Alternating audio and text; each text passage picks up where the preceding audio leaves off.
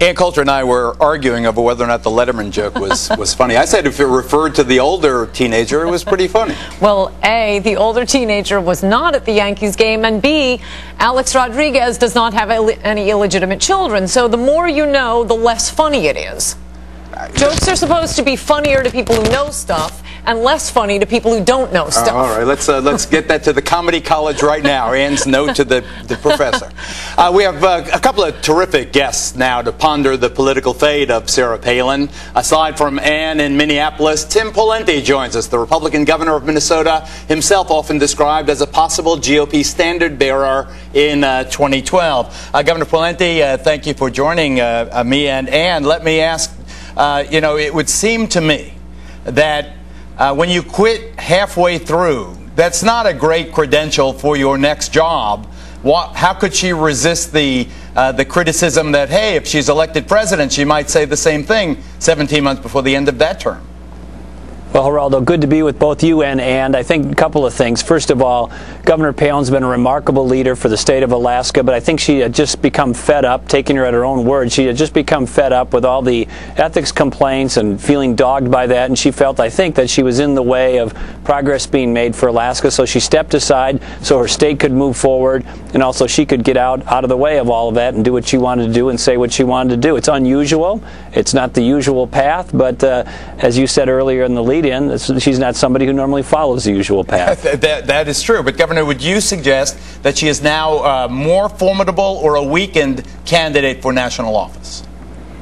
Well, I think within the Republican Party, Governor Palin is widely and deeply respected. If you look at how people feel about her within the party, she's got a strong following.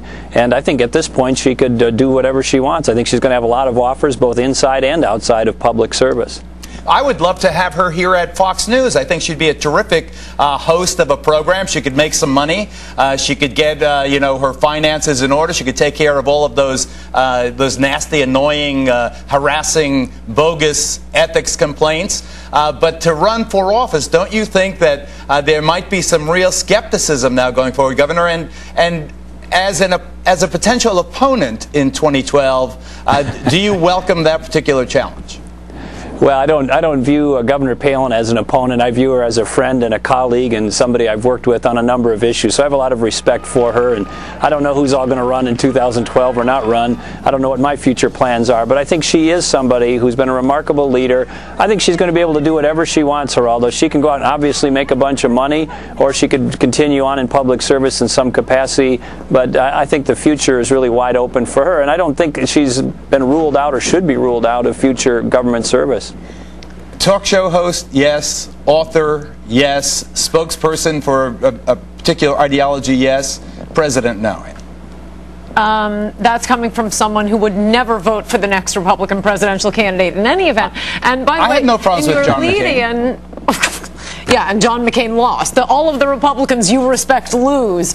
I just want to point out that in your lead-in, you point out this big story about her public approval ratings falling, and in a down to 40%. In a similar story, also last week, for 3 days in a row, for the first time, Mr. Popularity, Obama's ratings fell below 50% for the first time. And what was the big news story? Healthcare. No, the big news story was Sarah Palin's public approval rating falling. In that. Yeah, genre. I think that demonstrates how powerful and important she is. That the news media finds it more interesting when a former vice presidential candidate's public approval rating falls, as opposed to Mr. Popularity Obama, for the first time below 50%, lower than Jimmy Carter, way lower than George Bush, and yet that I have not seen that particular poll. Well, I don't suggest it doesn't exist. I only say that I've not. You don't read the Drudge Report. This may be true. Fox News political analyst Juan Williams joins us also. Where are you, Juan? I'm in Kansas City, Geraldo. Kansas City. So what do you think? Can you fail your way to the top in politics in America? No, you can't. But you can be very popular, and she is sensationally popular, especially with the Republican base, because she really does speak to the values, and she's quite a personality. She's quite attractive. If you look at the numbers Republican men are just crazy about Sarah Palin. They can't get enough of her. So Sarah Palin could, sell toilet water if she wanted to Republicans, but the base is so small, it means that they literally would be imploding. They would just be closing in on themselves to have Sarah Palin as the nominee in 2012. Governor, following up on Juan's point, she made a big play for the Second Amendment crowd in that short speech, which I'm not sure was written or ad-libbed. But again, as Juan says, that's 25% of the electorate, isn't it? You can't win an election with that. Well, keep in mind, Geraldo, the memories about political history should be longer than just one cycle or today. Look at all the people who've been written off over the years who've come back and done big and large things. Richard Nixon, who would have thought he would have come back and been president? Ronald Reagan at one point was viewed as a marginal and over-the-hill player. Look, for example, at even Barack Obama, when he started running, nobody gave him a chance and dismissed him as maybe a vice presidential pick or something like that.